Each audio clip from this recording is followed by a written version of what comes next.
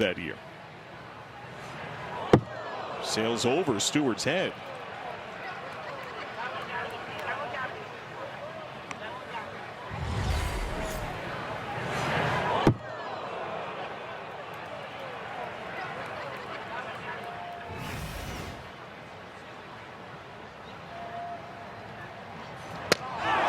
That got Stewart in the helmet, and he points at him.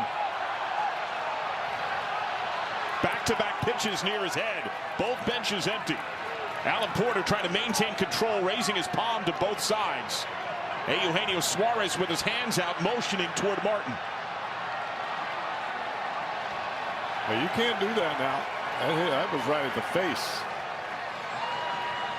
Martin being walked back to the mound. And another member of the White Sox staff, escorted by Alex McKay, over to keep him back of the mound. Edgar Quiero is having a pretty good day back there. And look out, that one goes right over the head of Sal Stewart. I mean, he ducks out of the way and gave a quick glance out to the pitcher, Davis Martin, and is what you're saying, what the? Martin kind of patted his chest, said, my bad. Sal goes, all right, I'll allow it, gives him the thumbs up, says, okay. 1 ball, 1 strike, and that one is up and in, and now Stewart is pointing the bat at him, and he starts walking out to the mound. And here come the benches. They're coming out of the dugout now, slowly. The entire Reds ball club now is on the field crossing the foul line, and here come the White Sox. Back-to-back low bridge pitches from Davis Martin has awakened everybody in this ballpark. Here come the bullpens. I guess it hit Sal. He's headed down to first base. And you can see Sal gesturing toward the White Sox dugout. Look, that's 2. He started pointing the bat out at Davis Martin. Well, you were right, Tommy. After the first one, Davis Martin kind of patted his chest and said, okay, my bad. But the second pitch was nearly right in his neck. And somehow Stewart was able to get out of the way of that. He turned the bat around, pointed the knob end right out to the pitcher, and started walking right out there. And that's when everybody came out of the dugout. Well, if Edgar Quiero didn't stop Sal as quickly as he did, Sal was going out there. That hit his helmet, actually. Knocked the helmet right off his head. And now the umpire crew is getting together to kind of assess the situation. Last thing they want to see is a beanball war that gets out of hand. So the question now, will they assess a warning to the White Sox?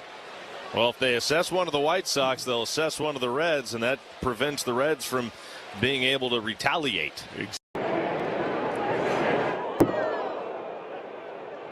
Sal Stewart looks at Davis Martin like, what was that?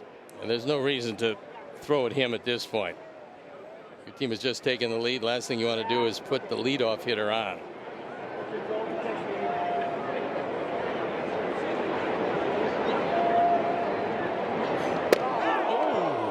And Stewart now points at Davis Martin. And both benches are now going to clear as Davis Martin looks at the Reds and says, look, there was no intent with that one. But you could tell Stewart was uncomfortable with that first one that was airmailed. And now here come the bullpens.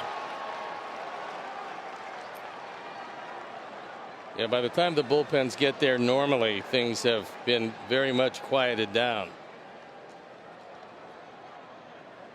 So Sal Stewart, who started it, is now away from the group and on first base as Edgar Quiero puts his hand behind him and says, look, bro, no intent here. He's going there and saying there was no way in the world that he did that intentionally.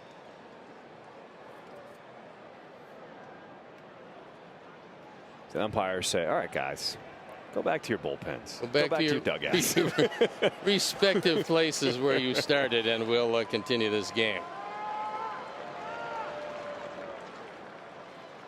All right, let's take a look at the first one that was airmailed.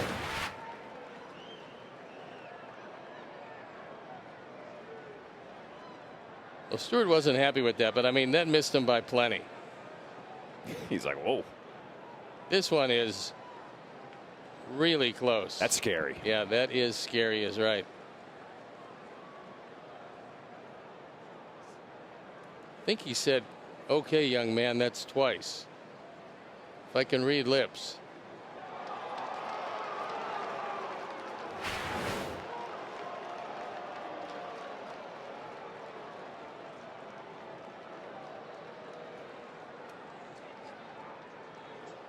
So Davis Martin has now just been thrown out of this game by the umpires.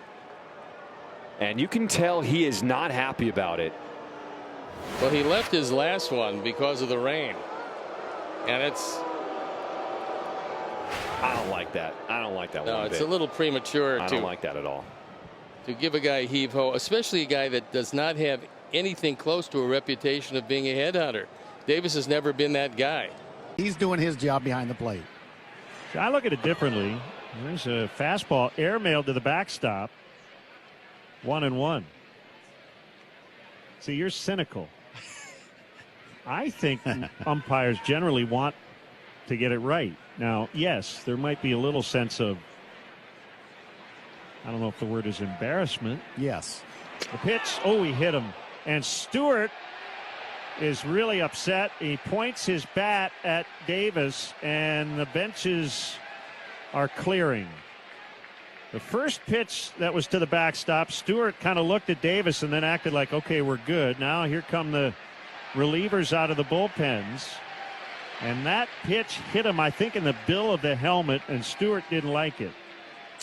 Yeah, and he, immediately he went out there holding two fingers up. That's twice. And Davis Martin is the last guy in a White Sox uniform that's going to ever go head hunting. He's just not that guy. If he's trying to move a body, he'll do it properly. He'll throw it at the hip and try and get you back. But you understand Stewart's frustration, too. I mean, he's a guy that stands at home plate having just hit a home run. Then he comes up and two are up and in. Edgar Caro just jogged out to first base and put his arm around Stewart. And they seem to be all right. And now everyone headed back to the dugouts and bullpens, and the four umpires will get together. Well, as my former partner Ed Farmer used to say, if you let one go like this, and I think it was actually an off-speed pitch. Well, it might not even been a fastball. No, the first one was. Yes. The second one was a fastball. Okay, and and then this one, of course, is going to scare you to death as it clips your helmet. And the previous one had been before that at your head. But, Davis, again, immediately apologized because that's who he is. Ed Farmer used to say, never apologize.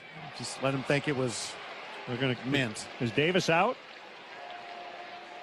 Well, just looking at a replay, and I think he's been kicked out. And Will Venable out now to chat with Alan Porter. Well, it looks bad, but again, you got to know the person.